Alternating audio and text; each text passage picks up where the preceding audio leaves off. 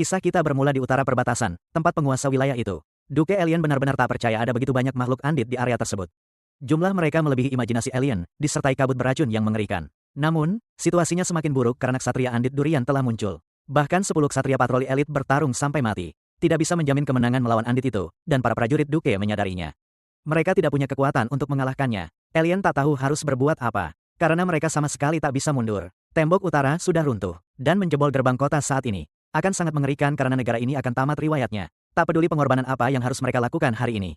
Duke memutuskan mereka harus mempertahankan posisi mereka. Namun, dia terkejut oleh Lord Urin Rox yang maju dan memutuskan menghadapi durian. Dialah protagonis dari cerita ini, yang bertarung dengan belati, dan meskipun Alien dan para prajuritnya tak percaya Urin bisa mengalahkan andit durian, Urin justru mulai melelehkan mereka seperti mentega. Mereka tak mengerti bagaimana ini mungkin. Melemparkan belatinya ke kepala beberapa mayat seperti Deadpool, Urin Rox menunjukkan bahwa dia bukan kaleng-kaleng. Dan para ingusan yang tak punya keyakinan padanya sekarang percaya dia adalah seorang suci. Dikirim dari surga, bagaimanapun, mereka telah diselamatkan si anak kampung itu. Tapi Urin menganggap ini sangat konyol. Dia hanya mendapatkan XP dengan membunuh para andit itu. Apapun yang berguna bagi tubuhnya, tentu saja akan dia manfaatkan. 6 bulan lalu, dia bangun. Sangat kebingungan dan tak mengerti di mana dia berada. Si cantik berambut putih melihat dia sudah bangun dan memanggilnya Tuan Muda. Tentu saja dia merasa pakaian wanita itu dan pedang di pinggangnya sangat aneh. Wanita cantik itu ingin tahu apakah dia baik-baik saja. Dan dia bahkan akan memanggil pendeta karena dia pikir dia kerasukan. Lagi pula, dia tidak tahu kalau orang ini sama sekali bukan dari dunia itu. Dan tak mengerti apapun, tapi dia hanya ingin menanyakan satu hal padanya. Dan tetap saja dia diabaikan karena semua wanita memang begitu.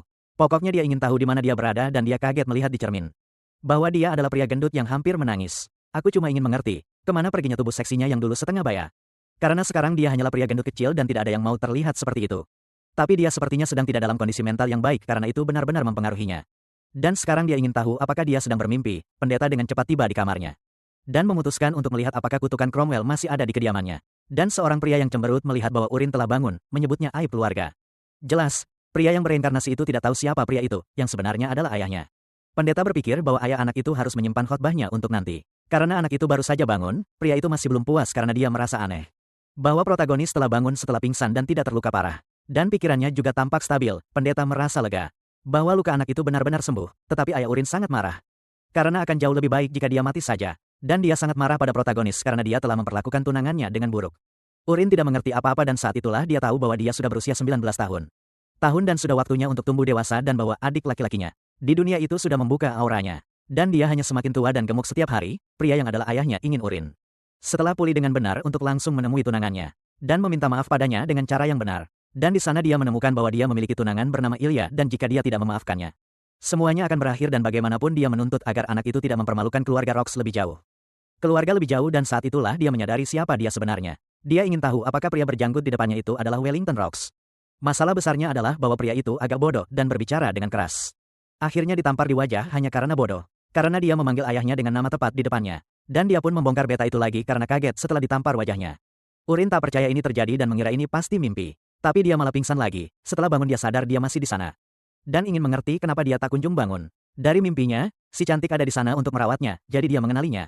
Nama gadis yang sangat cantik itu adalah Aaron, dan sekarang, dia ingin tahu apakah alasan dia dalam kondisi itu karena dia mengejar Ilya. Dan akhirnya dihajar habis-habisan, tapi Aaron tidak mengerti. Kenapa dia tiba-tiba jadi begitu formal, pokoknya dia ingin mengerti. Apakah dia dipukul oleh Ilya dan memang itulah yang terjadi. Dia telah memukulinya sampai pingsan dan dia tak percaya sekarang semuanya jelas.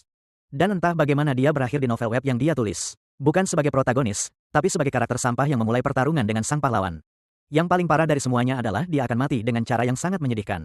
Dan dia tidak percaya. Dia praktis ambruk, orang yang telah dia jadikan Uran Rox.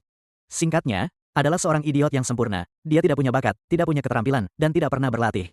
Dia hanya memanfaatkan nama keluarga sebagai pewaris. Dan itulah tepatnya bagaimana dia kehilangan tunangannya ke karakter utama plot. Dia sangat marah tentang ini, dia mencoba menyerang protagonis. Dan begitulah dia akhirnya kehilangan nyawanya dengan cara yang menyedihkan di suatu gang. Dan pencipta alam semesta itu melihat bahwa di dunia yang tidak pasti seperti itu. Dia tidak tahu bagaimana dia akan bertahan, itu adalah dunia fantasi. Tapi dia tidak tahu kemampuan apa yang Urin miliki, setidaknya dia tahu tentang peluangnya. Dan dia perlu bersiap dengan cepat, tapi dia hampir tidak bisa bergerak. Karena berat lemaknya yang berlebihan setelah dia jatuh ke tanah. Arin mencoba membantunya, ingin tahu apakah dia baik-baik saja. Tapi dia jauh dari baik-baik saja saat itu, dan dia pikir dia sebaiknya istirahat saja dulu. Sampai dia menyadari bahwa ada panel sistem di sana yang menunjukkan statusnya. Dia melupakan gadis itu sejenak dan membuat alasan bahwa dia gila sesaat. Dan ingin dia pergi mengurus tugasnya jadi dia pergi. Lalu dia melihat di sistem bahwa sifat-sifatnya berada di level 2. Pedang gesit dan adaptasi aura level 1. Dia juga ingat betul bahwa Aaron selalu dipandang sebagai makhluk yang lebih kuat dan berbakat dari ksatria biasa. Tapi dia ingin mengerti apa-apaan kasih sayang yang nol di panel itu. Dia mulai percaya bahwa ini adalah simulator kencan, dan itu karena dia dulu sering bermain simulator kencan sebelum ini. Jadi dia tidak tahu apa yang sedang terjadi sekarang, tapi kasih sayang itu tidak negatif. Yang mana sesuatu, mengingat perilaku Urin biasanya, tapi bukan itu intinya sekarang. Karena melihat jendela status cermin menunjukkan bahwa sang protagonis punya kondisi khusus, yaitu obesitas morbid. Dan sifatnya adalah mata sang pencipta level 1, 4 seni racun surgawi. Yang masih terkunci, dan di tengah semua ini, 4 seni racun surgawi menonjol. Dia ingat betul bahwa itu adalah webtoon wuxia yang dia sukai, dengan seorang pahlawan wanita yang sangat cantik, seni bela diri racun dan senjata tersembunyi. Adalah 4 seni racun awal, jadi pencipta alam semesta itu melihat bahwa ceritanya ada campuran, dan fakta bahwa dia bisa mempelajari 4 seni racun surgawi. Membuatnya sangat bersemangat, karena itu bisa jadi tiketnya untuk bertahan hidup. 4 seni racun surgawi itu milik klan yang muncul di novel wuxia Cina. Dan diterima serta bergengsi di Provinsi Sichuan. Menghususkan diri dalam racun dan pembunuhan diam-diam dengan senjata tersembunyi berisi racun. Dia melihat klan Tong Sichuan di jendela statusnya, dan dia tidak mengerti kenapa. Karena ini seharusnya dunia fantasi abad pertengahan, tapi bisa membuka kemampuan seperti itu. Akan sangat baik untuknya. Aaron memutuskan untuk berbicara dengan Markis, yang merupakan ayah protagonis, dan dia memberitahunya bahwa putranya sudah bangun. Tapi memperjelas bahwa dia sepertinya belum 100%, karena dia tersandung ketika mencoba bangun, dan tubuhnya masih dalam kondisi buruk. Pastor Aleo sudah memperingatkan Wellington bahwa luka putranya tidak terlalu dalam. Tapi dia pikir Urin bertingkah aneh, seharusnya dia mengamuk. Hanya mengatakan dia akan meminta maaf pada Ilya, tapi pada akhirnya dia hanya setuju untuk melakukannya. Pria itu menganggap sangat tidak mungkin kepribadian putranya telah berubah. Dan dia mungkin hanya terpanas saat itu, kan? Besok dia akan bangun dengan amarah, bersumpah balas dendam pada Ilya. Tapi Aaron percaya Urin bisa benar-benar berubah. Bahkan ayahnya sudah berhenti percaya padanya. Dia bahkan merasa bersalah karena dia percaya itu, padahal akan jauh lebih baik jika dia bisa menjalani hidupnya sebagai ksatria biasa. Tapi dia merasa tuan mudanya entah bagaimana caranya menjadi berbeda, sulit untuk dijelaskan. Dan di pagi hari, sang protagonis mengejutkannya. Karena dia ingin sedikit berolahraga, dan karena dia punya ruang latihan. Dia ingin dia menunjukkan jalannya, dan dia benar-benar terkejut. Dan alasan dia seperti itu adalah karena dia jelas orang yang sangat santai dan malas. Tapi sekarang justru pencipta cerita itu sendiri yang telah bereinkarnasi di sana. Dan semuanya berbeda, dia tidak tahu bagaimana membuka kunci klan si Suantang. Dan mungkin karena obesitasnya, tapi untuk sekarang dia hanya akan berolahraga. Saat dia berjalan melalui rumah besar, dia terkejut dengan ukurannya, gabungan beberapa stadion. Dan itu saja sudah membuatnya benar-benar kelelahan. Tapi jika dia terus mencoba berolahraga di kamarnya, dia akan selalu merasa ingin merangkak kembali ke tempat tidur, dan bukan hanya itu. Karena semua karyawan yang dia temui di sepanjang jalan tidak memiliki hubungan baik dengannya. Mereka semua memiliki angka yang benar-benar negatif, dia benar-benar dibenci di rumahnya sendiri. Tapi dia mengerti karena Urin yang asli adalah orang yang konyol. Jadi dia tidak menyalahkan mereka karena membencinya, pada akhirnya dia tidak bisa berjalan lagi. Dan Arin menunjukkan kepadanya bahwa mereka berada di ruang pelatihan ketiga, dan sebagian besar ksatria menggunakan aula pertama dan kedua sampai dia menemukan seseorang di sana, yang memiliki hubungan yang jauh lebih besar daripada orang lain, dan itu sangat mengejutkannya. Itu adalah Reka Olin, dia tidak percaya tuan muda ada di sana. Dia ingin tahu apa yang membawanya ke ruang pelatihan. Dan ketegangan yang luar biasa antara keduanya terpancar di seluruh tempat, dia ingin tahu. Apakah sesuatu terjadi antara dia dan Reka Olin, berkonsultasi dengan Aaron. Aku ingat betul, beberapa tahun lalu saat dia dipaksa Markis untuk berlatih. Dia malah pergi latihan dengan Reka dan cuma mencoret wajahnya dengan pedang sambil tertawa terbahak-bahak. Sampai kiamat pun tiba, baru Markis menyerah melatihnya. Dan disitulah tokoh utama menyadari bahwa Urin yang asli benar-benar sampah masyarakat. Jadi, dia memutuskan kembali dengan Aaron. Dia ingin tahu apakah ada ruang latihan lain yang bisa dia pakai sendirian. Ada aula keempat, tapi terlalu jauh dan fasilitasnya menyedihkan. Namun, tokoh utama malah merasa itu sempurna, karena dia ingin menurunkan berat badan. Aaron masih belum terbiasa dengan fakta bahwa tuan mudanya begitu bersemangat untuk berolahraga. Lalu, mereka tiba di tempat itu, dan dia sudah cukup lelah karena badannya tambun. Dia menemukan beberapa belati di atas meja dan langsung teringat klan Tang Sichuan. Klan itu ahli dalam melempar pisau dan senjata kecil. Jadi, dia berpikir mungkin dia harus menginvestasikan seluruh waktunya di sana. Ada beberapa target di sekitar. Jadi, dia memutuskan untuk melempar pisau, tapi pisaunya malah jatuh ke tanah. Dan mulai memantul. Tentu saja dia sedikit kesal karena dia pikir dia akan bisa membuka skill itu untuk sesaat. Namun, dia akhirnya lupa bahwa gadis itu ada di sana. Dan mencoba berpura-pura dia hanya melemparnya untuk bersenang-senang, dan tujuan utamanya sekarang adalah mengembangkan daya tahan dasar dulu. Jadi, dia mulai berlari-lari, memastikan bahwa dia akan berlatih sendiri, dan dia bisa berlatih sesuka hatinya. Wellington diberitahu bahwa putranya telah pergi ke kamp pelatihan, dan mulai berolahraga. Dia merasa ini sangat aneh, dan ingin tahu berapa lama itu akan bertahan. 3 minggu kemudian, Markis tidak bisa menahan diri untuk tidak memperhatikan bahwa putranya tidak pernah absen 1 hari pun dari latihan. Dan dia juga telah kehilangan banyak berat badan, bahkan penampilannya telah berubah total. Inilah yang dia harapkan dari putranya. Tanpa lemak, dia pikir putranya adalah pemuda yang sangat tampan, dan hanya karena dia telah menurunkan berat badan. Dia mulai berpikir bahwa dia telah dewasa, hanya karena itu. Meskipun tokoh utama telah berlatih keras dan berhasil menurunkan berat badan, perdagangan klan Sichuantong masih ditolak untuk dibuka, dan dia memutuskan menunggu sebulan. Dan jika tidak berhasil, dia akan mencuri kesempatan futuristik itu. Ditakdirkan untuk karakter utama dalam plot itu. Aaron membawakan lagi sup cirian untuknya, yang selalu dia makan setelah setiap sesi latihan. Sesuatu yang sudah menjadi tradisi di keluarganya, dan dia menyadari bahwa dia sudah muak. Lagi pula, siapa yang tahan makan hal yang sama selama 3 minggu berturut-turut? Dan saat itulah bawahannya ingin tahu apa yang sebenarnya dia inginkan. Apakah hanya ingin menurunkan berat badan atau menjadi seorang ksatria? Dan saat itulah dia menegaskan padanya bahwa dia ingin menjadi seorang ksatria. Dan di wilayah itu, bahkan markis yang kuat pun masih makan sup cirian setelah latihan. Jadi, dia ingin meyakinkannya agar berhenti mengeluh dan makan supnya, tapi kebiasaan keluarga kuno itu benar-benar menyiksa bocah itu. Lagi pula, tampilannya seperti salah satu dari hidangan ampas, yang juga tidak membantunya menurunkan berat badan, tapi dia memutuskan untuk menahannya untuk saat ini. Namun, dia terkejut karena sup Chowrin hari itu terasa sedikit berbeda. Dan saat itulah panel sistem dengan cepat menunjukkan bahwa dia telah menelan racun. Dan dia benar-benar terkejut. Begitulah cara dia berhasil memenuhi syarat untuk membuka kelantang Sichuan, yang membuatnya benar-benar bingung dan Wellington benar-benar senang dengan perubahan mendadak putranya, bahkan dia menjadi lebih tampan. Tiba-tiba istrinya datang, salah satu istrinya bernama Kaina. Lebih tepatnya, dia adalah yang kedua. Dan dia menyatakan bahwa taman itu sangat indah dan dia merawatnya dengan sangat baik.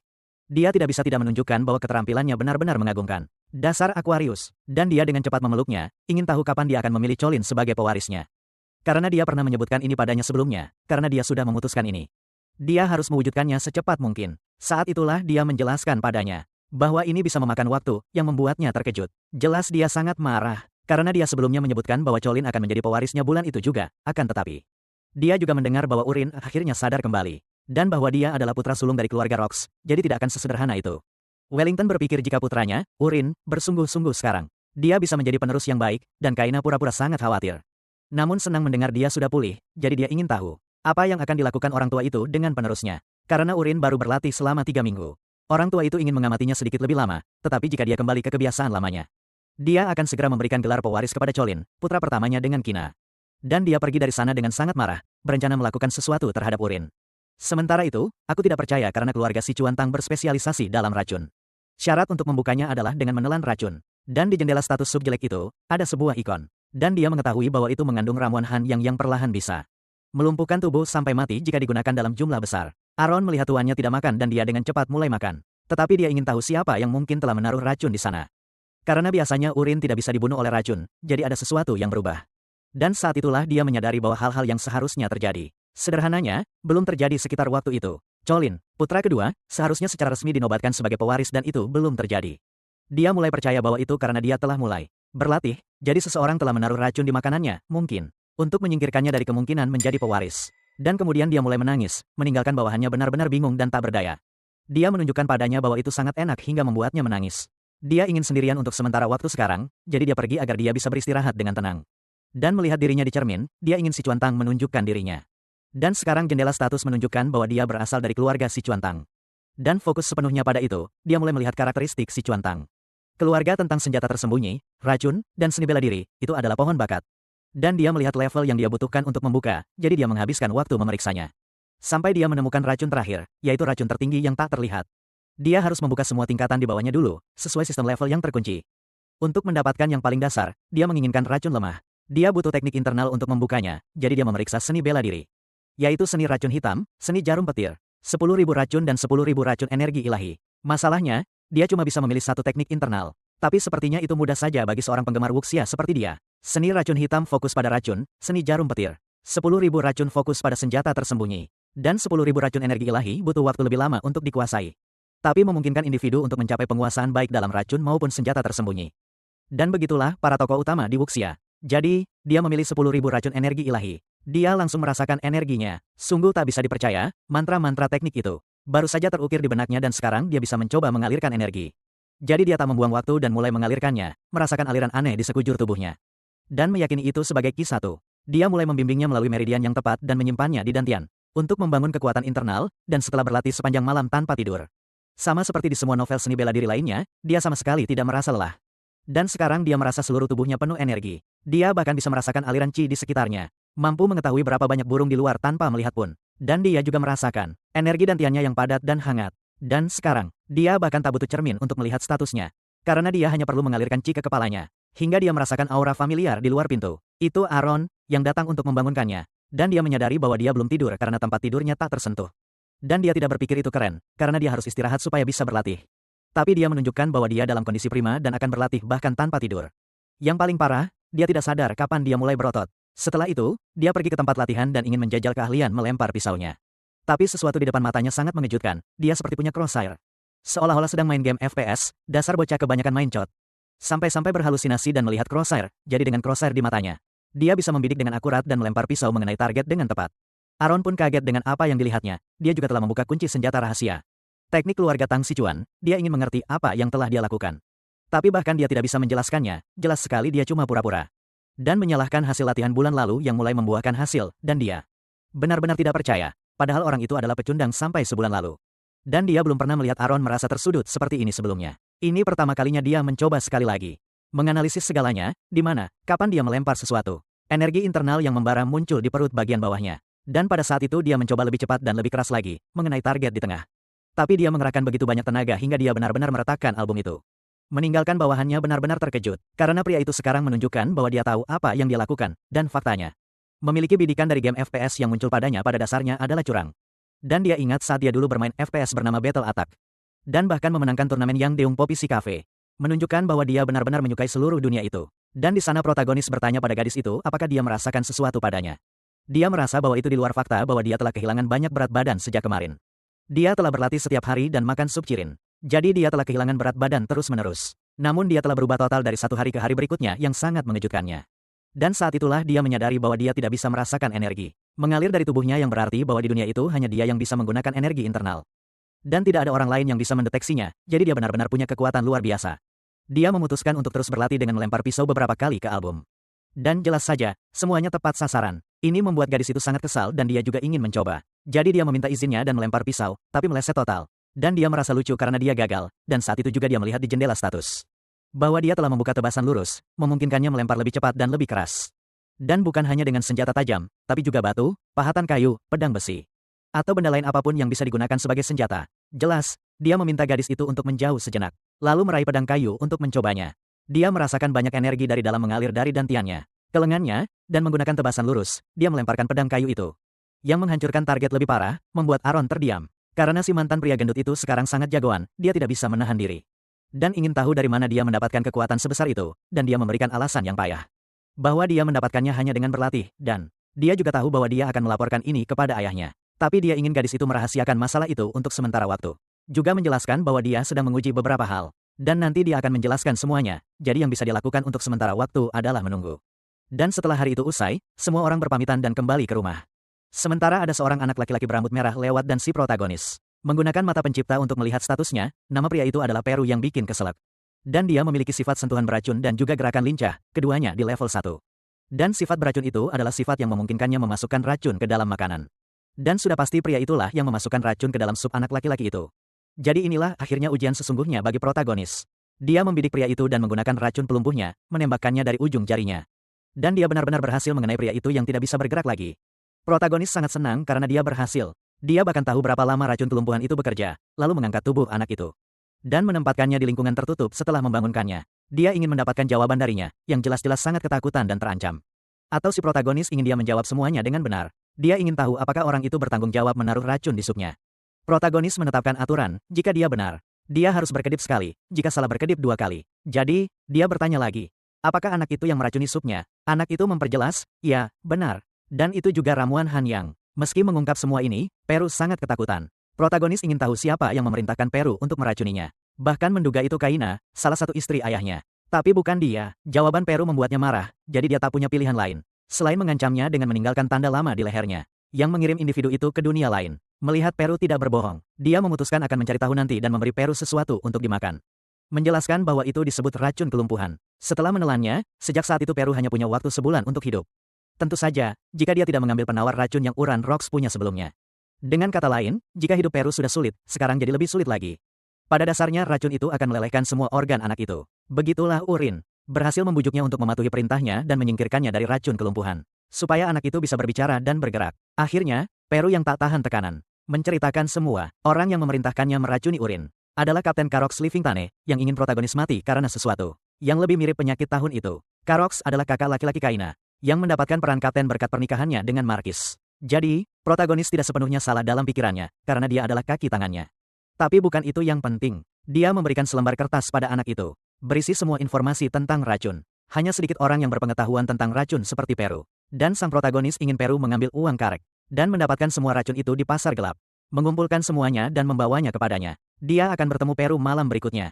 Dan sebelum pergi, dia menyatakan pada Peru bahwa mulai saat itu, supnya harus selalu dipenuhi dengan banyak ramuan Hunyang. Yang jelas membuat pria itu benar-benar bingung, dan setelah membujuk Peru, dia bersenang-senang dengan seni bela diri karena dia tak ingin membayangkan bahwa pria itu akan terkena racun yang melumpuhkan, yang hanya berupa tumpukan daun kering, dan sekarang dia hanya perlu dengan cepat menguasai seni bela diri dari Sichuan, Klan Tang, dan jika ini seperti skenario yang telah dia tulis, sebuah kejadian mengerikan akan segera terjadi di dunia luar. Kemudian Peru membawa ramuan beracun yang sudah dia miliki kepada tuan mudanya. Dan ada ramuan hanyang, yak rokpa, dan daun pembuluh kayu. Peru tidak membayangkan dia memiliki begitu banyak ramuan langka sekaligus. Tapi sang protagonis berpikir itu bukan apa-apa, dan pada akhirnya, dia bisa melihat semuanya melalui jendela status, dan dia tidak mengerti mengapa Peru membawa yang lain, karena ramuan hanyang sendiri sudah cukup untuk membunuhnya, tetapi ini semua bagian dari strategi si licik. Karena ramuan Han yang membutuhkan waktu lama, dan begitu resistensi berkembang. Itu akan berlangsung lebih lama, dan jika dia mulai mencampur yak rokpa, setelah gejala ramuan Han yang dimulai, efeknya akan meningkat. Dan pada akhirnya, kehalusan dan kekuatan racun adalah sesuatu yang hanya bisa dicapai ketika mereka digabungkan, dan Yuren penasaran ingin tahu bagaimana pria itu mempelajari semua itu. Dia mempelajarinya ketika dia berusia 8 tahun, dia dijual ke keluarga Living Tane. Dan dilatih oleh seorang ahli racun. Di sana ada beberapa orang lain seperti dia di Living Tane. Pada awalnya ada sekitar 20 anak-anak. Tetapi mereka semua akhirnya meninggal, dan hanya dia yang selamat, yang masuk akal. Karena anak-anak tanpa afinitas terhadap racun tidak akan bertahan lama di sekitar racun. Tetapi Urin merasa bahwa Peru sangat membenci keluarga Living Tane. Dan mungkin dia menemukan alat yang sangat berguna. Dan karena anak itu sudah banyak membantu, dia akhirnya melepaskannya sejenak. Tetapi segalanya baru saja dimulai untuk anak itu, yang ingin mengembangkan seni 10.000 racunnya. Dari energi ilahi, dia akhirnya melakukan hal gila dengan memakan semua racun. Walaupun tidak begitu mudah karena menjijikkan dan membuatnya ingin muntah. Setelah dia memakan semuanya, jendela status mengharuskannya untuk bermeditasi. Dan jadi dia naik level ke tahap 2. Keesokan harinya, Arin menemukannya sedang bermeditasi lagi. Dan tubuhnya jauh lebih unggul dari sebelumnya. Sebelum meninggalkannya dengan sangat terkejut, malam itu setelah mencapai tahap 2, dia akhirnya mempelajari seni bela diri langkah naga kecil. Dan juga mempelajari teknik serum kebenaran racun tertunda dan asap pembunuh jiwa. Tetapi ada sesuatu yang sangat salah, Arin mencium sesuatu yang busuk. Dan ternyata ketika energi internalnya meningkat dan tingkat seni bela dirinya naik, tubuhnya mengeluarkan banyak limbah sekaligus, jadi dia memutuskan untuk membuka jendela. Untuk mencoba memecah konsentrasinya pada bau busuk, tetapi Arin sebagai gadis yang sangat terawat ingin dia segera pergi ke kamar mandi untuk menghilangkan bau busuk itu. Dan setelah itu, saat dia berjalan ke area pelatihan, dia menggunakan jendela status untuk mempelajari gerakan-gerakan yang sedang dia pelajari, jadi gerak kaki Ryong. Yang sempurna untuk gerakan cepat, pembunuhan, dan penghindaran. Dia tidak percaya dia sedang mempelajari keterampilan yang hanya muncul di novel wuxia. Dan hanya dengan meniru gerakan itu sudah tampak seperti masalah besar. Tetapi Aaron melihatnya melakukan hal semacam itu. Dan ingin mengerti mengapa dia tiba-tiba berjalan seperti orang mabuk pada akhirnya. Dia hanya ingin gadis itu tidak mengkhawatirkannya. Tetapi dia khawatir karena dia tidak beristirahat. Dan hanya memutuskan untuk pergi ke aula pelatihan 1. Hari itu di mana ada beberapa ksatria tetapi dia tertarik untuk melihat bagaimana para ksatria lain berlatih dan mereka tiba di tempat itu. Di mana beberapa ksatria sedang mengayunkan pedang mereka dan mereka mengenali Irene. Tetapi si protagonis yang di mata para ksatria itu sangat tampan. Mereka tidak mengenali dan ketakutan karena mereka telah mendengar bahwa Urin telah kehilangan banyak berat badan dan jelas si protagonis di Urin. Kami bingung melihat 3 ksatria berbisik seperti anak-anak SMA. Membicarakan anak mandrek sekolah si protagonis. Mereka jelas berbisik apakah itu Urin atau bukan. Karena mereka tidak percaya bahwa seorang pria yang terlihat seperti babi. Karena dia sangat gemuk sebulan yang lalu sekarang seperti itu. Dan itu hanya bisa jadi semacam sihir, tetapi percuma saja mereka berbisik. Karena si protagonis dengan energi dalamnya dapat mendengar semuanya. Eren menunjukkan pada protagonis seorang anak laki-laki yang berlatih dengan serius karena dia dalam kondisi yang baik. Dan akan segera menjadi ksatria junior dan gerakan-gerakan yang dia gunakan adalah dasar sikap pedang dari bebatuan, jadi si protagonis memperhatikan itu. Dan terkejut bahwa pria yang berlatih adalah Kride yang merupakan karakter utama dalam novel. Dan kemudian menjadi sekutu protagonis, karena dia adalah pencipta karya itu. Dia tidak pernah mendefinisikan Kride seperti dia sebelum bertemu sang pahlawan. Dan melihatnya di sana sangat mempesona, mungkin itu adalah kesempatan yang baik untuk anak itu nanti. Dan bagaimanapun juga, kasih sayang negatif yang dimiliki semua ksatria itu padanya adalah sesuatu yang signifikan dan karena itulah dia memutuskan untuk menggunakannya sebagai ujian.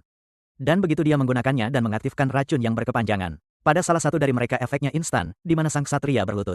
Menakuti teman-temannya yang bingung dan percaya bahwa dia ingin pergi ke kamar mandi. Dia mulai berteriak putus asa dan jatuh ke tanah. Jadi para ksatria lainnya sampai pada kesimpulan bahwa mereka harus memanggil pendeta. Untuk merasukinya, tiba-tiba rasa sakitnya hilang dan dia bingung. Dan ksatria lainnya marah karena mereka pikir dia memainkan semacam lelucon yang buruk. Dan dia mulai dikutuk oleh teman-temannya sendiri, sambil mencoba membuktikan bahwa dia benar-benar kesakitan. Dan jadi sang protagonis memutuskan untuk menggunakan asap untuk membunuh jiwa ketiga orang itu.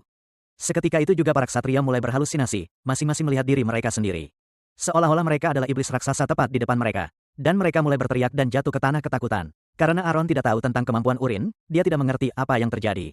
Pada para ksatria itu, mereka ketakutan karena iblis itu melemparkan api ke arah mereka. Dan mereka juga melihat kerangka dengan pedang dan perisai. Tiba-tiba mereka kembali normal dan bingung, dan Urin merasa dia tidak bisa mengubah. Ini menjadi pertumpahan darah sungguhan, toh mereka melihat iblis alih-alih diri mereka sendiri. Setelah melakukan tesnya, dia pergi ke aula pelatihan 4. Memberitahu gadis di sana bahwa itu terlalu berisik untuknya setelah tiba di dekat rumah besar. Seorang karyawan sedang mencarinya karena tamunya telah tiba. Dia tidak tahu siapa itu. Dan yang menunggunya adalah Nona Ilya Markus. Dan dia ada di sana siap untuk membatalkan pertunangan kali ini. Mendengar bahwa dia ada di sana membuatnya terkejut, dia jaga berkelahi dengan tinjunya. Dan bukan seperti yang kau bayangkan. Dia ada di sana untuk berkunjung. Dan Urin percaya bahwa pada saat itulah dia mulai menuntut pembatalan pertunangan dengan Urin yang dulu, tapi dia terus menolak. Dan di sana dia melihat bahwa tidak ada cara untuk menghindarinya, jadi dia pergi ke kamar tempat dia berada. Melihat Urin seperti itu benar-benar mengejutkannya karena dia adalah digacat. Dan menarik perhatian gadis Bang Ungu baru yang ingin tahu siapa dia. Dan di sana dia benar-benar memastikan itu, dan dia benar-benar terkejut. Dia tidak bisa mempercayainya dan bahkan telah mendengar rumor itu, bahwa dia telah menurunkan berat badan melalui latihan. Tetapi dia tidak menyangka dia telah melakukan latihan apapun dan mengira itu hanya rumor palsu. Bahkan belum 2 bulan dan dia tidak mengerti bagaimana dia bisa berubah begitu banyak. Tetapi dia menjelaskan bahwa dia telah bekerja keras untuk itu dan setelah dipukuli olehnya. Dia memikirkannya banyak. Dia memutuskan bahwa dia akan berubah dan dia sedikit khawatir. Bertanya-tanya apakah dia sedang mencari perkelahian. Atau semacam balas dendam, tetapi itu tidak seperti itu. Dia berlutut di sana untuk menunjukkan padanya bahwa dia berterima kasih, tetapi itu sangat membuatnya takut. Rasa terima kasihnya adalah, akhirnya dia berhasil diam dan menyesal atas kejadian saat itu. Jika dia ingin memutuskan pertunangan karena kejadian itu, dia akan menerimanya tanpa ragu, yang membuatnya cukup bingung. Karena dia benar-benar berbeda sekarang, dan dia hanya ingin tahu siapa sebenarnya dia ini. Dan sekali lagi dia menjelaskan bahwa dia adalah Uran Rox dan sangat menyesal atas hal itu. Pada akhirnya dia tidak keberatan meminta maaf meskipun itu bukan kesalahannya, melainkan kesalahan pemilik asli tubuh ini. Tapi ada alasan baginya untuk memohon maaf padanya saat ini. Yaitu dia bukanlah pahlawan biasa, dia memiliki bakat kecantikan penghancur kerajaan. Dan adalah Ratu Pedang, meskipun dia membencinya dengan bakatnya sendiri. Dia menjadi semakin kuat, nanti dia menyelamatkan protagonis yang jatuh. Bahkan mengalahkan penjahat utama, dan yang membuat ini mungkin adalah bakatnya sebagai Ratu Pedang, bahkan jika mereka mengakhiri pertunangan mereka. Lebih baik memulihkan hubungan mereka dan menjadikannya sekutu di sana. Dia memintanya untuk bangun, dan dia tidak tahu apakah dia serius. Dan meskipun dia berjanji, dia serius. Dia ingin dia bersumpah, dan dia mulai merasakan auranya. Dan dia tidak ingin berpikir bahwa dia akan menekannya dengan aura yang begitu menyesakkan. Dia ingin dia bersumpah bahwa mulai sekarang dia tidak akan hidup seperti sebelumnya. Dan jika dia melanggar sumpah itu, dia akan memukulinya sampai mati. Dan permintaan itu membingungkan protagonis karena dia telah mengatakan itu kepada karakter utama plot, bukan kepada Urin yang merupakan penjahat. Jadi dia menggunakan seni racun 10.000 energi ilahi, dan itu mengejutkannya.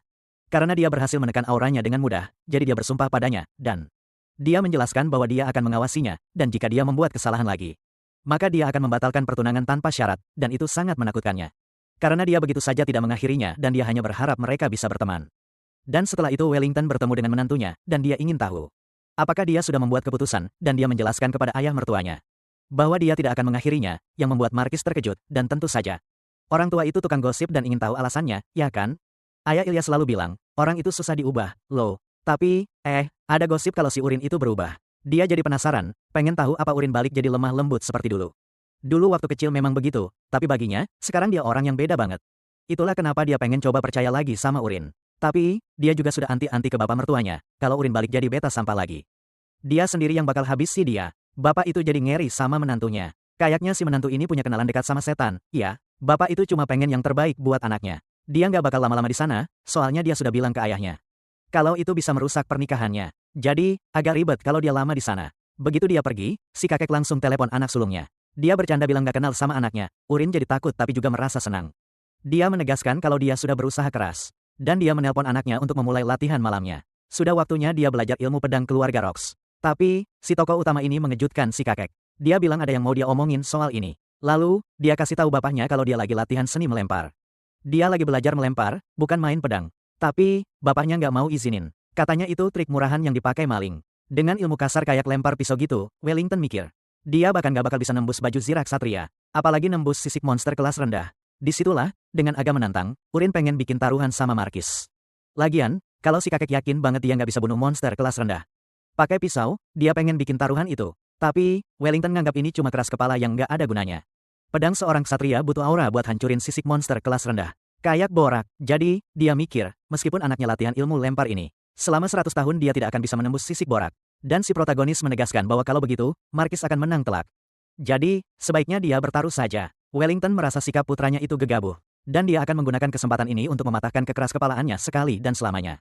Protagonis mengusulkan taruhan, jika dia berhasil menangkap Borak dengan belati. Dia akan mengurus latihannya sendiri mulai sekarang. Dan jika dia gagal, dia akan menuruti Markis. Protagonis senang, karena Irene telah menepati janjinya dan tidak melaporkan latihannya selama ini, dan ujian praktiknya besok. Dia tidak tahu berapa banyak percobaan yang dia butuhkan untuk menembus sisik Borak dan untuk berjaga-jaga.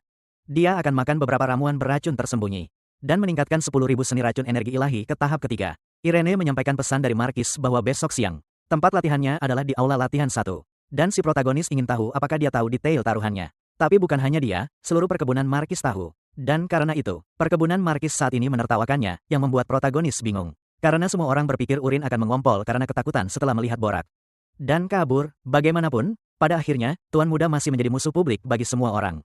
Yang membuat protagonis marah, orang-orang akan menonton, dan itu memotivasinya untuk melakukan segalanya dengan benar, meskipun dia terganggu oleh fakta bahwa itu telah menjadi tontonan, tapi pada akhirnya dia berpikir bahwa itu akan menjadi hari Tuan Muda.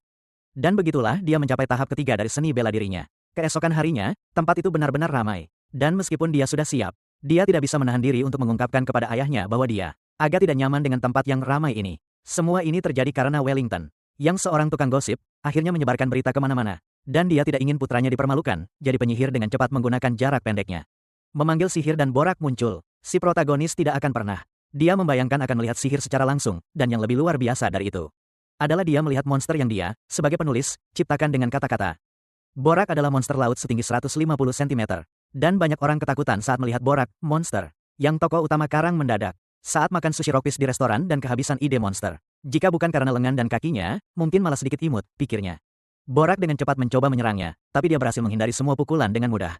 Sementara para penonton sangat terkejut, tokoh utama tidak menyangka bahwa makhluk itu tidak secepat itu, jadi dia mengambil belatinya. Ingin melihat ketebalan sisiknya, tapi tiba-tiba, target baru muncul tepat di depan matanya. Dan target itu menunjukkan titik lemah lawannya, dan dia dengan cepat mencoba melemparkan belatinya ke titik lemah itu. Dia berhasil menusukkan belatinya ke titik lemah Borak. Dan Borak dengan cepat jatuh ke tanah, mati. Semua orang tampak sangat terkejut. Bahkan si kakek tidak percaya dia kalah taruhan. Maka semua orang mulai bersorak. Sementara dia merasa sedikit tidak nyaman dengan keributan sebanyak ini. Dan ayahnya ingin mengerti bagaimana caranya dia melakukannya, dan jelas saja.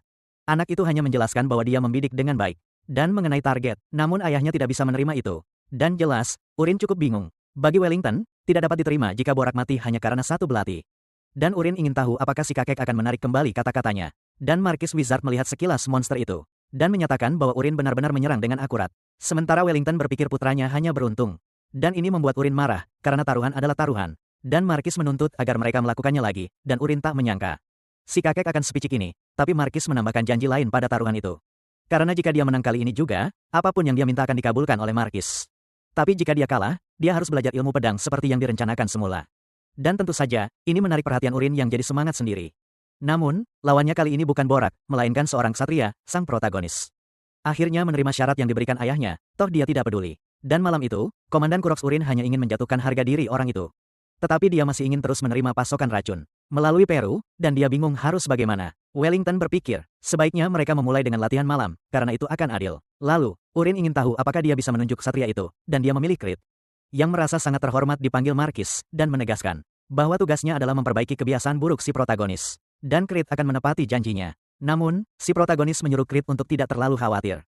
Karena dia hanya akan melempar 3 belati, dan jika dia berhasil memblokir semuanya, dia akan membiarkannya menang. Ayah si bocah sangat marah atas kesombongannya, dan menekankan bahwa dia harus benar-benar disiplin kali ini. Para ksatria mulai mengganggu si bocah, memberinya beberapa hukuman jika dia kalah. Sang protagonis akhirnya teralihkan perhatiannya, karena mendengar suara seorang wanita yang menyemangatinya. Krit menegaskan bahwa dia siap, dan sesuatu yang aneh terjadi, karena titik-titik lemah yang muncul sebelumnya.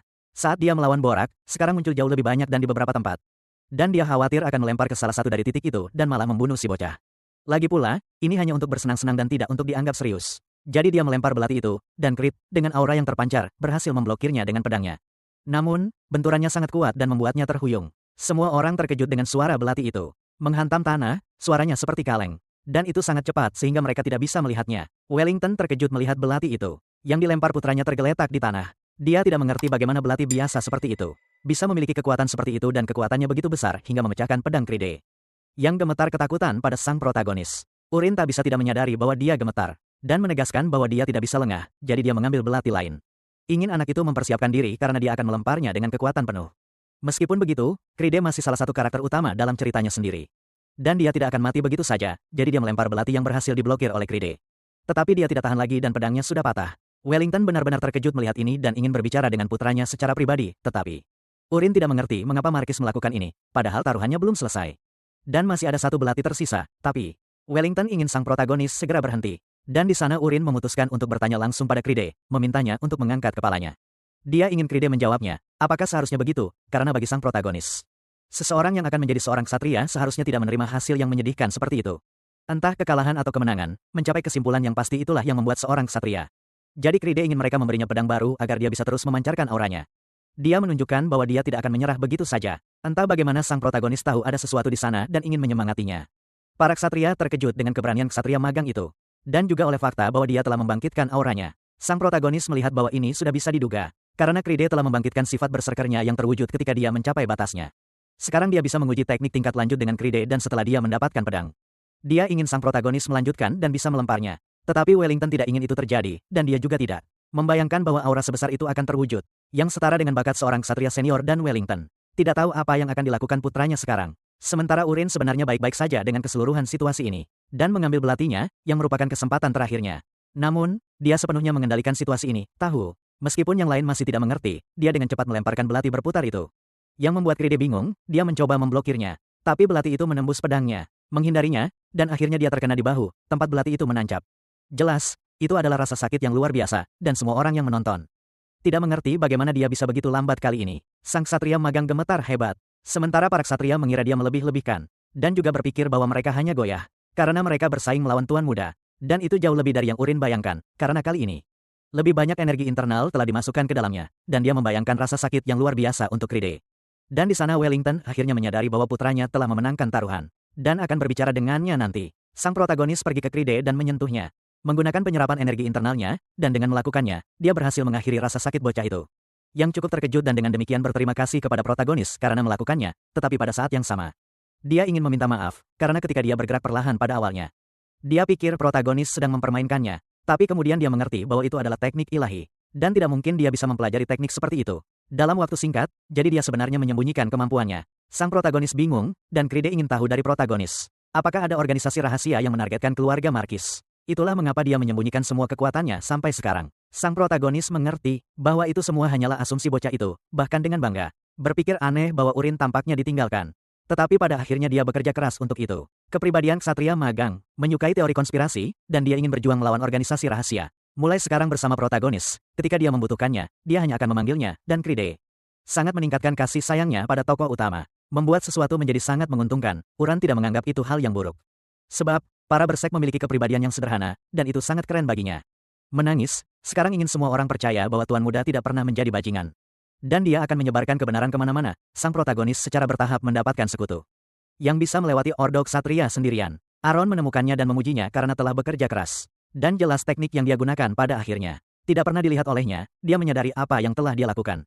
Dan menjelaskan bahwa itu adalah teknik baru. Melihat ini, Arin memiliki semacam pertandingan sparring imajiner di kepalanya. Karena jika dia menghadapinya untuk pertama kalinya, tanpa melihatnya, dia akan dikalahkan.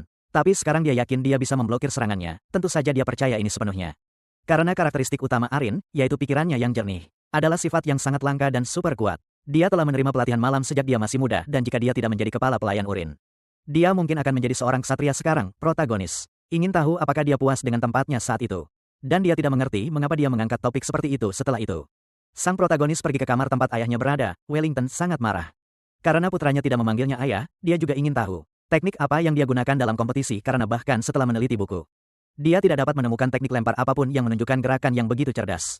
Fakta bahwa dia baru mulai berlatih sebulan yang lalu, bahkan jika dia adalah seorang jenius yang belum pernah terjadi sebelumnya, membuatnya mustahil untuk mempelajari teknik seperti itu sendiri dalam waktu itu. Jadi, orang tua itu menginginkan kebenaran di mejanya dan menyudutkan protagonis. Dan protagonis tidak bisa mengatakan yang sebenarnya, tetapi dia telah menyiapkan sesuatu.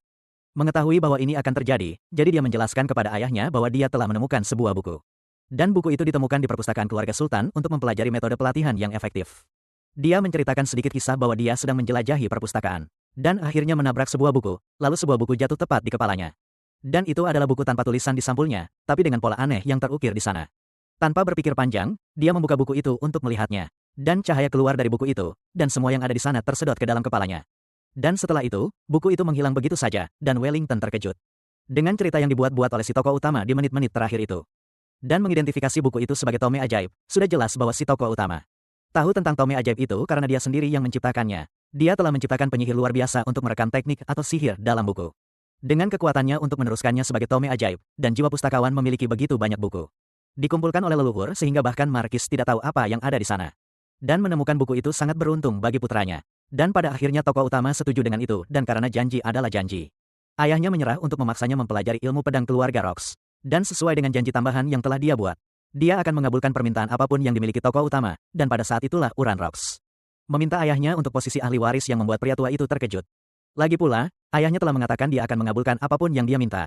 Dan pada akhirnya itu adalah otoritas Markise, jadi dia harus melakukannya. Tapi ekspresinya tampak sangat tidak nyaman, dan Urin menyadari hal ini. Percaya bahwa jika dia menjadi ahli waris, itu akan menyebabkan masalah bagi kerajaan. Akan ada pemberontakan di dalam keluarga Rox. Dan dia sudah tahu bahwa orang yang akan menyebabkan masalah terbesar dengan keputusan semacam ini adalah Kaina. Kali ini dia akan berkompromi hanya sekali. Dan Wellington akan berterima kasih kepada putranya untuk itu, tetapi sebenarnya penulis karya itu tidak tertarik dengan posisi mereka, dan jika dia menjadi ahli waris, dia akan terjebak dengan Markis sepanjang hari, dan sebagai gantinya dia ingin menggunakan waktu itu untuk meningkatkan kemahirannya di Sichuan, keluarga Tong, dan berkeliling dunia mencari peluang, jadi dia hanya mengetes ayahnya. Ayahnya menyuruhnya mengajukan permintaan lain, dan keinginan si protagonis adalah menciptakan ordok satria sendiri. Jadi, dia menginginkan Aaron, yang saat ini menjadi kepala pelayannya, dan Clyde, yang pernah berduel dengannya.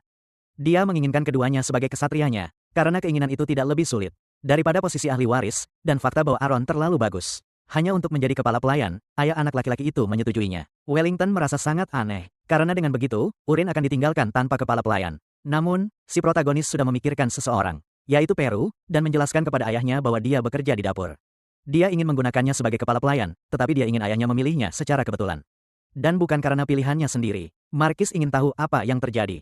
Putranya berjanji akan memberitahunya nanti. Markis tampak percaya pada putranya sekarang, dan tidak lagi memintanya untuk berlatih anggar keluarga. Kasih sayang ayahnya berada di angka 74. Memang, menjadi seorang putra ada bedanya. Setelah itu, dia mengumumkan kepada Clyde dan Aaron bahwa mereka adalah bagian dari ordok satria eksklusifnya. Jadi, mereka harus berlatih keras setiap hari mulai sekarang. Dia juga memperkenalkan Peru sebagai kepala pelayan barunya. Dan Aaron ingat betul saat dia memiliki pertanyaan untuk si protagonis. Karena dia ingin mengerti mengapa Peru menjadi penggantinya. Lagi pula, mereka sudah membicarakannya sebelumnya. Dan protagonis menjelaskan bahwa Peru adalah mata-mata yang membuatnya terkejut. Protagonis telah menjelaskannya dengan sangat jelas padanya, bahwa Peru adalah mata-mata yang dikirim oleh Komandan Ksatria Crocs dan Lady Kaina untuk membunuhnya. Dan ini membingungkan Aaron karena dia tidak mengerti mengapa dia ingin mempertahankan Peru sebagai kepala pelayan, tapi itu karena Peru sekarang mendengarkannya.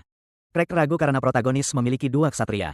Tetapi tidak ada ksatria senior atau komandan, di mana ksatria ini haruslah seseorang dengan keterampilan luar biasa, sambil menatap Aaron. Dia tidak percaya kalau dia cukup kuat untuk menjadi ksatria senior, dasar.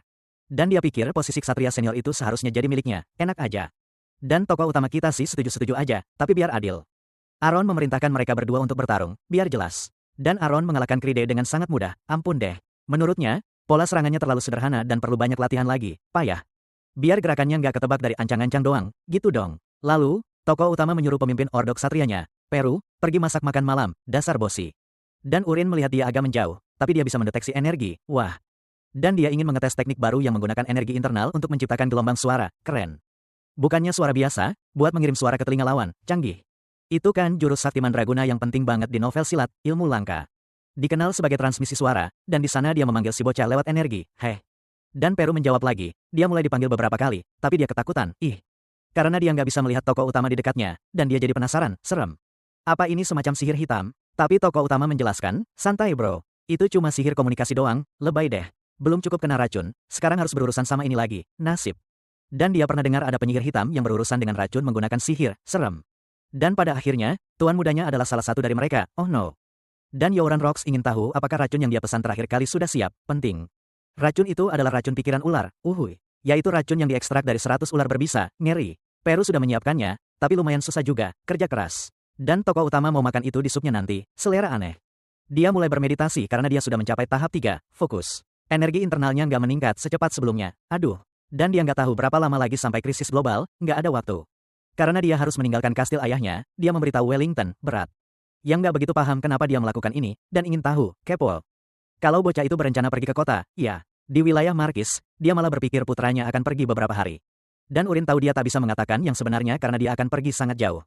Dan tak bisa mengungkapkannya, jadi dia menjelaskan pada ayahnya bahwa dia akan pergi seminggu.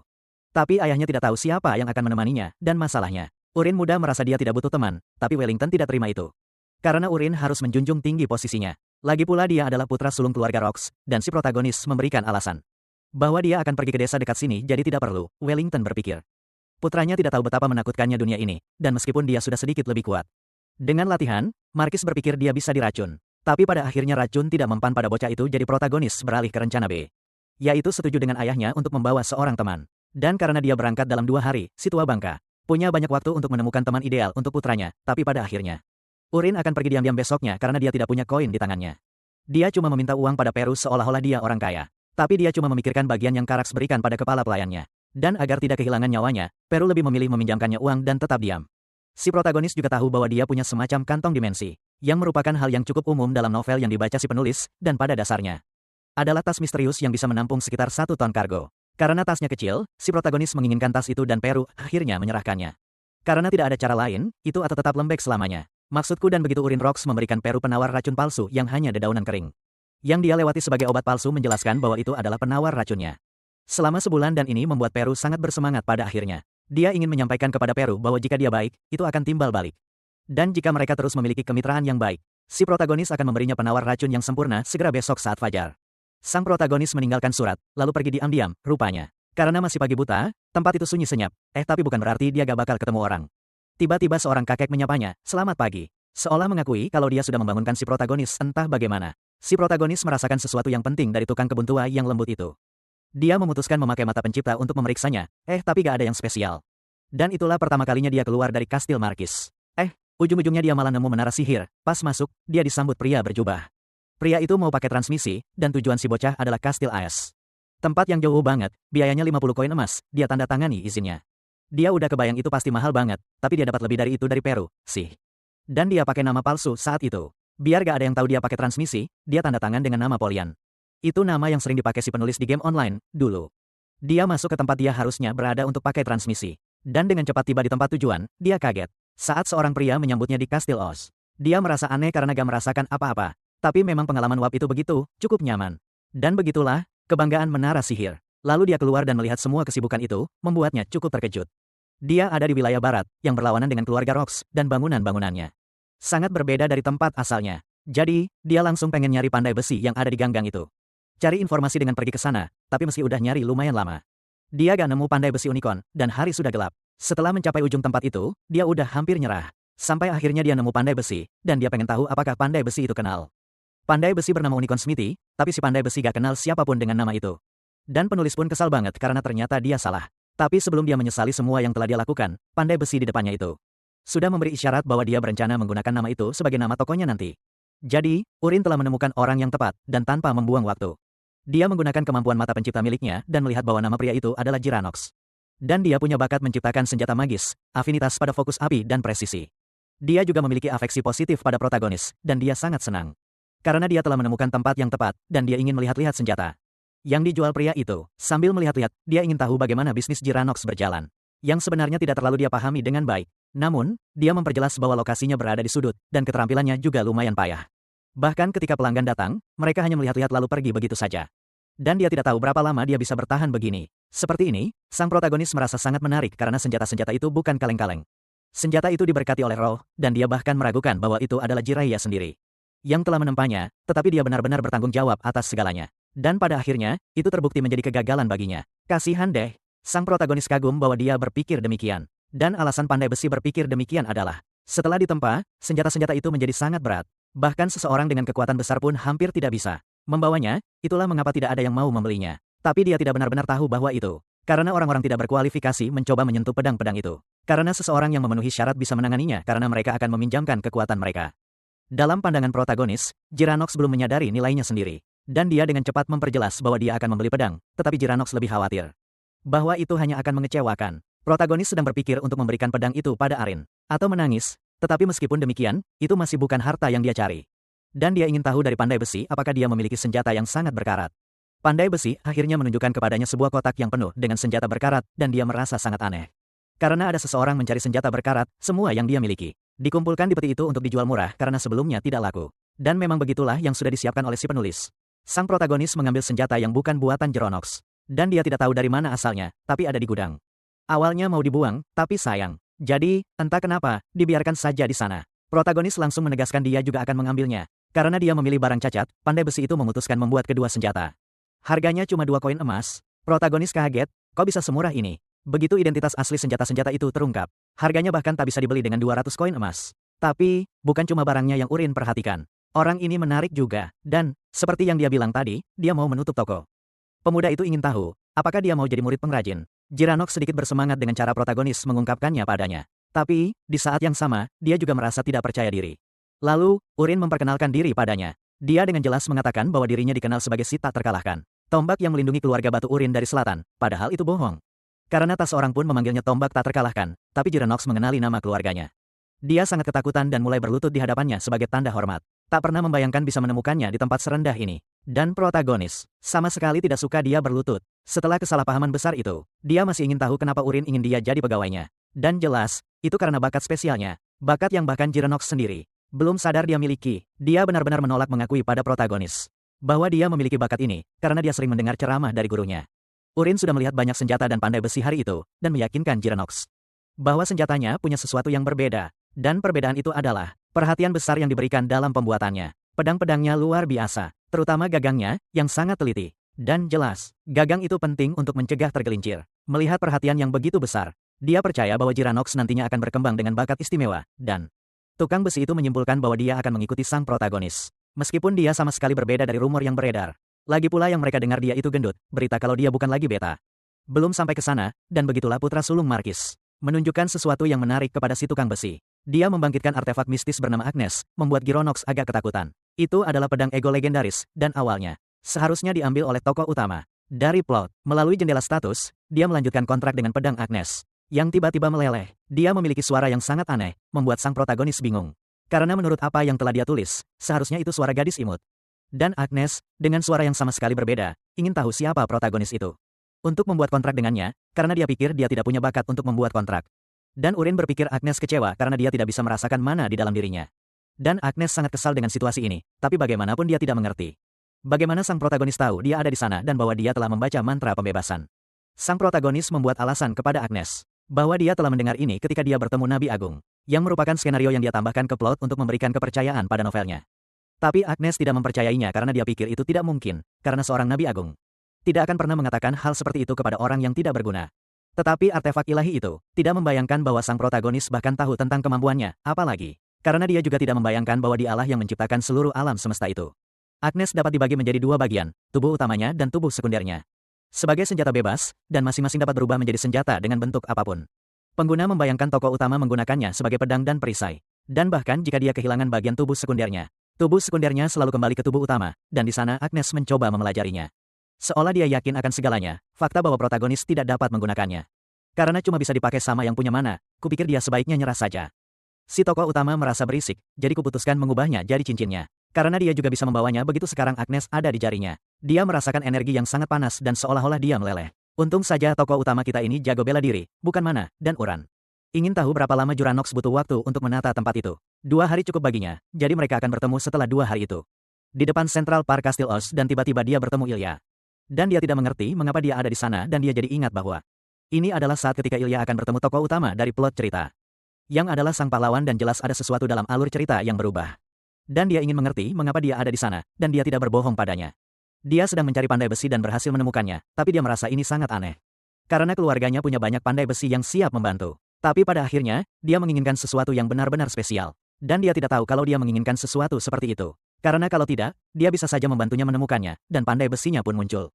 Dan dia khawatir apakah tokoh utama sudah lama menunggunya. Dan dia pun memperkenalkan tunangannya kepada si pandai besi. Dan seorang ksatria datang memanggil Ilya kapten dan memperingatkan bahwa mereka akan segera berangkat. Tapi dia tidak tahu siapa tokoh utama itu, nama ksatria itu adalah Mus. Dan Ilya dengan cepat memperkenalkan tunangannya kepadanya. Mus terkejut melihat Uran Rocks di tempat itu. Mus adalah pemimpin pasukan dari Ordo Ksatria. Palu baja dari keluarga Markus Marquise dan kupikir dia adalah pemilik Judar. Tokoh utama sudah tahu segalanya tentang dia dengan sangat baik. Karena dia telah menciptakan karakter itu dan penulis memikirkan bahwa dia adalah karakter figuran. Yang tidak lebih dari kepribadian yang mengerikan, skenario novelnya adalah sebuah topi telah menghalangi jalan keberangkatan bagi Mus dan Ordo Ksatrianya. Dan dia hanya mengancam semua orang yang ada di depannya. Saat itulah tokoh utama cerita maju dan perkelahian pun dimulai. Ilya muncul tepat waktu untuk menginterupsi, dan begitulah hubungan mereka dimulai. Di mana si jagoan adalah Giga Chad dan menghajar wajah Mus, tapi yang penting selanjutnya. Tokoh utama mengikuti pertarungan Ilya dan akhirnya menyelamatkannya dari krisis mematikan. Dan Uran Rocks tidak bisa menemukan tokoh utama dimanapun untuk menangkapnya. Itu adalah sesuatu yang tidak bisa dihindari, dan dia juga tidak bisa membiarkannya mati. Jadi, dia ingin tahu kemana tunangannya pergi. Dan saat itulah dia mengetahui bahwa ada serangan ORC. Semakin dekat dan dekat ke kastil, dan pasukan ksatrianya telah menerima perintah untuk melakukan pengintaian dan penaklukan di sana. Dia memintanya untuk ikut dengan mereka, toh dia sedang berlatih sekarang.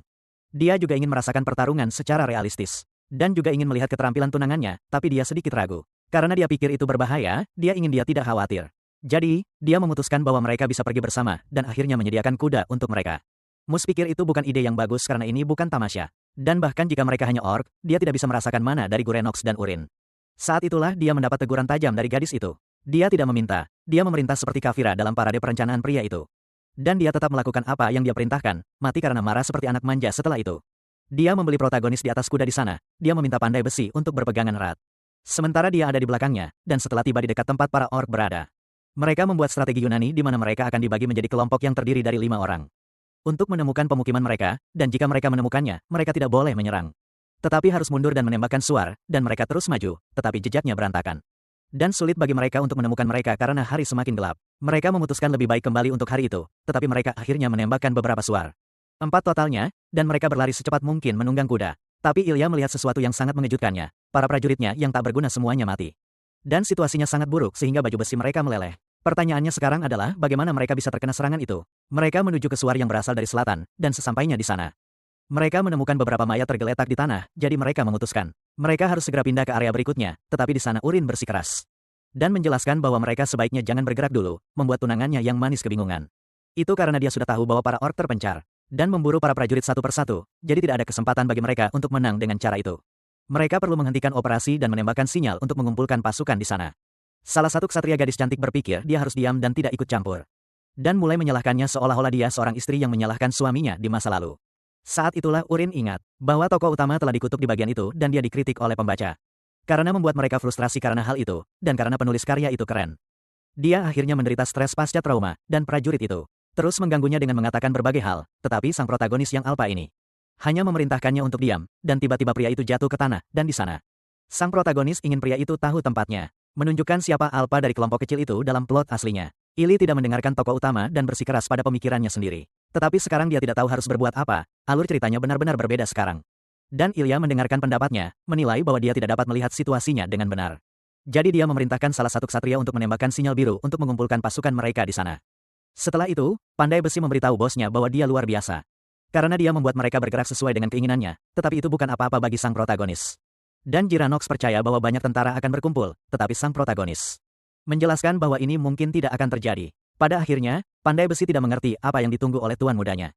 Dan di sana dia mengetahui bahwa sang protagonis sedikit gila. Karena dia sedang menunggu pertempuran yang sebenarnya, tiba-tiba seorang prajurit tiba. Dengan putus asa meminta kaptennya untuk lari, dia tidak ingin kehilangan nyawanya. Dan tiba-tiba segerombolan orc penuh trenbolon muncul. Dan mereka sangat bersemangat untuk mendapatkan protein harian mereka, jelas. Ilya cukup ketakutan dengan jumlah makhluk itu di sekitar, dan dia meminta maaf kepada protagonis karena dia pikir dia hanya seorang lemah yang akan mati di sana, tetapi dia menjelaskan bahwa mereka tidak akan mati di sana. Dan dengan cepat memanggil Agnes karena dia ingin mencoba apa yang telah mereka latih. Selama 2 hari terakhir, dia seharusnya membuat peluru besi hitam.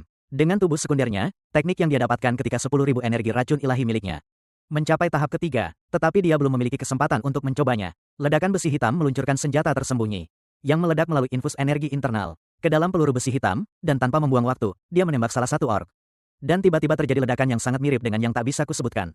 Dan ada begitu banyak bagian tubuh orc di tanah, sehingga akan jauh lebih mudah untuk membuka toko daging, dan protagonis memerintahkan ledakan besi hitam untuk kembali dan kemampuan kembali tubuh sekunder Agnes. Sangat cocok dengan kemampuannya sehingga dia terus meledakkan para orc itu. Dan Ilya ingin mengerti apa yang sedang dia mainkan. Dan dia lebih memilih untuk menjelaskan detailnya nanti padanya. Dan toh dia mengurangi jumlah orc, jadi dia memerintahkan para ksatria untuk melakukan sesuatu. Karena mereka bisa menang, itu adalah kesempatan mereka untuk menyerang. Dan dia brutal karena dia bahkan membuat kepala menggelinding, tapi kebahagiaan orang miskin berumur pendek. Seorang pria raksasa jauh lebih besar dari Chris Bumstead muncul memancarkan jus. Dan sementara gadis itu dan para kesatrianya terkesan, protagonis jelas sudah tahu segalanya, dan dia akhirnya muncul. Itulah prajurit orc legendaris bernama Karina, dan jika mereka tidak bisa menangkap orang itu hari ini, Urin yakin mereka semua akan mati.